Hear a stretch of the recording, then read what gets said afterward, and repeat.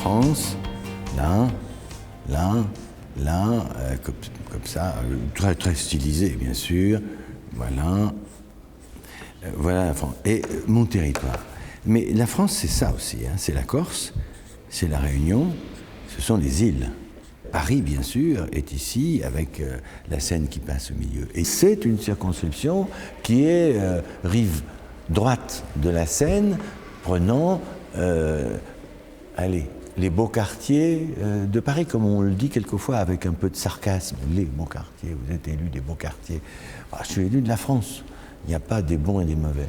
Donc voilà, cette France qui est très stylisée, mais je tiens beaucoup à ce qu'on regarde en dehors de l'Hexagone, on voit aussi le reste de la France, qu'on oublie toujours. C'est là que je suis né à la vie. Bien sûr, je suis né, mes parents, etc., mais c'est là qu'on apprend la vie. C'est là qu'on apprend à vivre avec et pour, avec mes condisciples.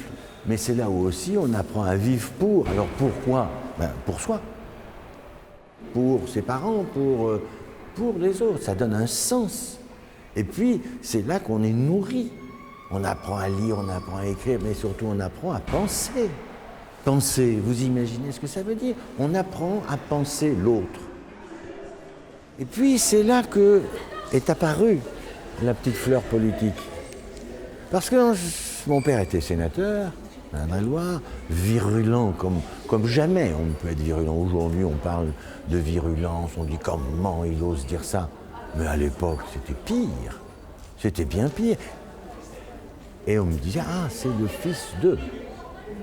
Vous savez, déjà, pour forger sa personnalité, quand on est petit-fils d'eux et fils d'eux, ça commence à être difficile. Si on veut exister, je dis faire de la politique, il faut dire ce qu'on pense. Parce que sinon, on n'existe pas. On est un politique parmi d'autres. Mais si on veut faire, et si on veut s'exprimer, si on veut dire, on se lève et on dit ce qu'on pense. On dit non, ou on dit oui. On partage les mêmes convictions politiques. On va parler du métier, de la profession libérale que Bernard connaît moins bien, parce que quand on est à l'hôpital, on ne connaît pas la vie du monde libéral, de la pharmacie, donc c'est bien de pouvoir discuter. Les mots ont d'autant plus de sens qu'ils prêtent à contresens. Composer, ça veut dire compromettre. Composer, ça veut dire créer. Eh bien, évidemment, le politique, il peut composer une musique, ces valeurs mis bout à bout font une politique, font une partition. Et alors on a des notes qui arrivent les unes après les autres pour essayer de façonner et donc de composer notre pays, de recomposer notre pays. C'est quand même lui qui participe à des commissions sur l'organisation des professions médicales, paramédicales, la vente des médicaments sur Internet, tout ça, je veux dire, c'est important de faire passer certains messages. Les gens, moi je les vois, je les pratique au quotidien et 150 ou 200 clients par jour. Voilà, il y a un problème de solitude, il y a un problème de santé, de sécurité, etc. Le maire fait beaucoup de choses, mais ce serait bien que le député puisse avoir plus de pouvoir. Il est élu de sa circonscription, et bon, c'est un élu national, mais bon, la circonscription, la localité, elle est là quand même.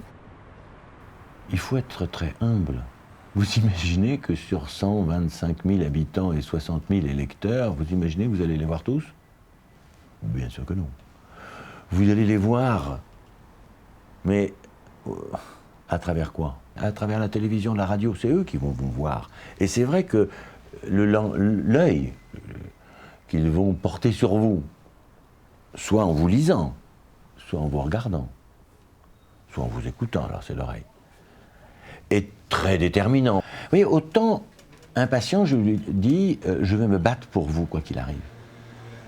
Autant un électeur, je lui dirais, écoutez, voilà mes valeurs, voilà ce que je crois.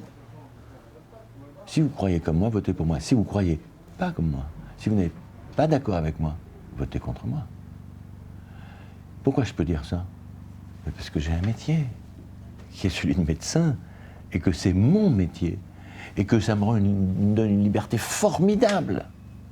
vis-à-vis justement des électeurs. Imaginez l'inverse, qu'on n'a pas de métier, qu'on est politique professionnelle.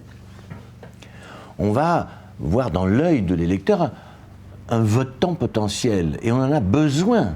Et on va rentrer dans la démagogie la plus folle. Mais oui, écoutez, on va vous trouver un appartement, Et je ne dis pas je n'essaye pas. Mais on va plutôt, quand on n'a pas de métier, être dans la démagogie, dans le mensonge, dans la promesse.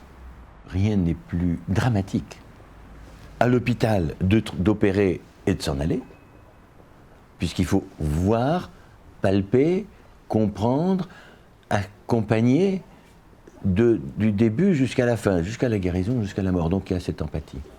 Et rien n'est plus dramatique aussi en politique que de dire votez pour moi et après s'en aller. Quel regard on va porter sur son électeur?